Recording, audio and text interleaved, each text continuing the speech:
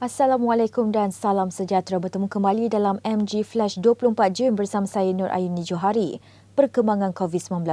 Jumlah kes baharu COVID-19 hari ini terus meningkat kepada 5,841 kes tadi berbanding hanya 5,244 kes semalam. Ketua Pengarah Kesihatan Tan Sri Dr. Nur Hisham Abdullah berkata, ini menjadikan jumlah kumulatif kes positif COVID-19 di negara ini adalah sebanyak 716,847 kes. Katanya Selangor masih kekal mencatatkan angka tertinggi sebanyak 2,072 kes, diikuti Negeri Sembilan 781 dan Sarawak 581. Kuala Lumpur pula merekodkan 552 kes, Johor 346, Kedah 271, Melaka 247, Labuan 212, Sabah 203, Pahang 162, Kelantan 135, Perak 120 dan Pulau Pinang 108. Terengganu dan Putrajaya masing-masing mencatatkan 26 dan 17 kes, manakala Perlis 5 kes. 3 individu terlibat dalam kegiatan menjual vaksin COVID-19 pada harga RM420 untuk 2 dos berjaya ditahan polis semalam.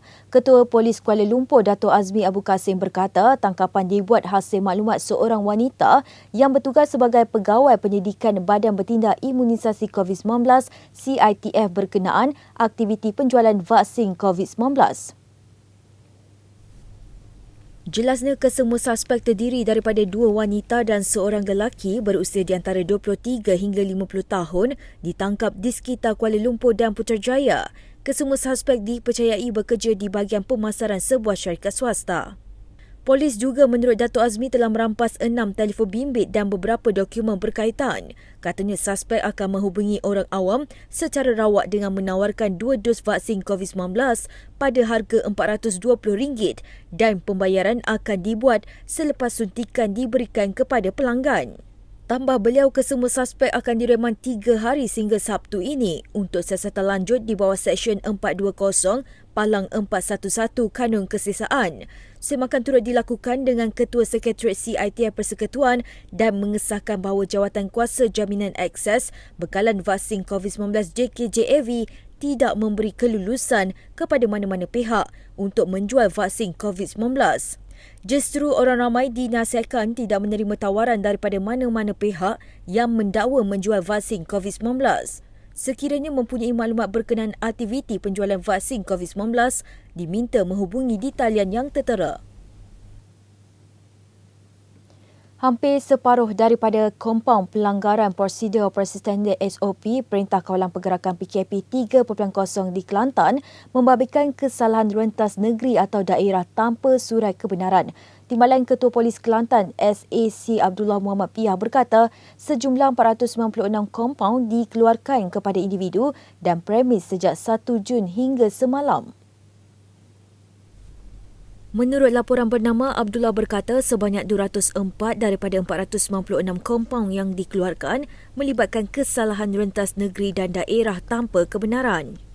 Beliau berkata kesalahan lain turut direkodkan ialah tidak memakai pelitup muka 110, premis perniagaan gagal menyediakan peralatan pemeriksaan suhu dan rekod diri pelanggan 69, individu terlibat aktiviti tidak dibenarkan ketika PKP 39, tiada penjarakan fizikal 31, keluar rumah tanpa alasan munasabah 25, premis beroperasi lebih masa 12 dan membawa penumpang berlebihan 6.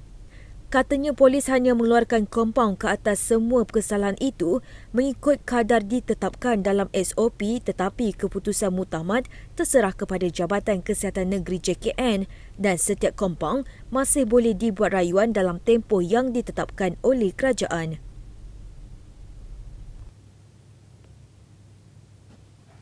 Polis sedang memburu seorang lelaki yang melakukan amang seksual ke atas 2 kanak-kanak di Seksyen 19 Petaling Jaya pada 21 Jun lalu.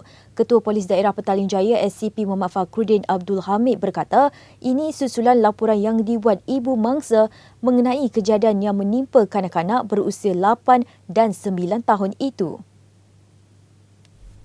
Katanya lakaran fotografi telah dibuat hasil bantuan mangsa untuk mengecam muka suspek yang berusia 26 tahun. berbadan kurus dengan ketinggian 168 cm. Siasatan awal mendapati suspek menarik tangan mangsa yang sedang menaiki tangga untuk menjual kuih di kawasan kediaman mereka. Suspek kemudiannya melakukan kelucahan melampau terhadap mangsa sebelum kanak-kanak berkenaan lari pulang dalam ketakutan dan menangis. Kes tersebut akan disiasat mengikut Seksyen 14-A Akta Kesalahan Seksual Terhadap Kanak-kanak 2017. Beliau juga memohon kerjasama orang awam yang mengenali suspek atau mengetahui kejadian itu tampil membantu polis atau menghubungi pegawai penyiasat yang tertera. Seorang pengurus syarikat ditahan reman hari ini susulan penahanan penolong setiausaha bahagian sebuah kementerian. Suspek ditahan Suruhanjaya Pertukaran Rasuah Malaysia SPRM semalam kerana disyaki terlibat dalam kegiatan rasuah bagi mendapatkan kontrak bernilai RM60 juta di kementerian terbabit. Perintah reman sehingga 27 Jun itu dikeluarkan penolong pendaftar Rosli Zawati Muhammad Zanin di Mahkamah Magistrate Putrajaya. Menurut sumber, suspek berusia 43 tahun itu bersekongkol dengan penolong setiausaha bahagian tersebut bagi memonopoli projek-projek bernilai RM60 juta di kementerian terbabit sejak 2018. Sindiket dipercayai telah membolot hampir 16 projek yang melibatkan 11 kali pembayaran rasuah. Difahamkan suspek ditahan di Ibu Pejabat SPRM kira-kira pukul 12.30 malam semalam selepas hadir memberikan keterangan. Kes disiasat di bawah Seksyen 17-A Akta SPRM 2009. Sekian dahulu MG Flash buat masa ini. Terus bersama kami untuk perkembangan terkini dari masa ke semasa hanya di platform media sosial Malaysia Gazette di Facebook, Twitter, Instagram dan juga YouTube atau melalui portal di www.malaysiagazette.com. Assalamualaikum dan salam hormat.